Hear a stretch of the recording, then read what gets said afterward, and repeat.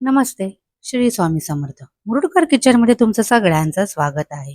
थंडी म्हटली की सगळ्यांच्या घरी एक पालेभाजी खूप प्रामुख्याने बनते, ती म्हणजे मेथीची भाजी. ही भाजी बनवण्यासाठी मी पिकलेल्या हिरव्या मिरच्या ज्या लाल झालेल्या असतात, लसूण आणि जिरं हे मिक्सरमध्ये वाटून घेतलेलं आहे. त्यानंतर कढई तापत ठेवलेली आहे. त्याच्यामध्ये तेल टाकायचं आहे, थोडंसं जिरं टाकायचं आहे आणि जी मिरची आपण वाटलेली ती इथे ॲड करायची आहे. आता ती चांगली तुम्हाला परतून घ्यायची आहे, कच्ची ठेवायची नाहीये तेलामध्ये.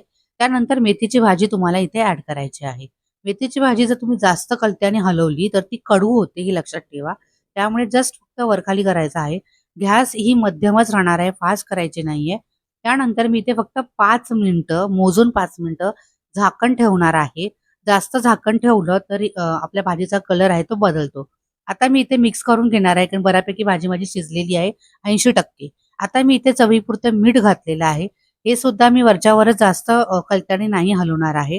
आणि आता थोडंसं तेल टाकलं होतं याच्यावरती आणि आता भाजी झाल्यानंतर त्याच्यावरती शेंगदाण्याचा कूट घातलेला आहे आणि फक्त 5 मिनिटं परत भाजी तुम्हाला गॅसवर ठेवायची आहे.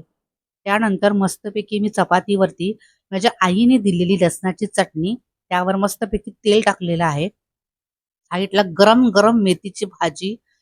काय सांगू, हा बेत इतका अप्रतिम वाटतो ना थंडीमध्ये. तुम्ही सुद्धा नक्की ट्राय करा. व्हिडिओ आवडल्यास लाईक, शेअर करायला विसरू नका आणि पेजला फॉलो करायला विसरू नका.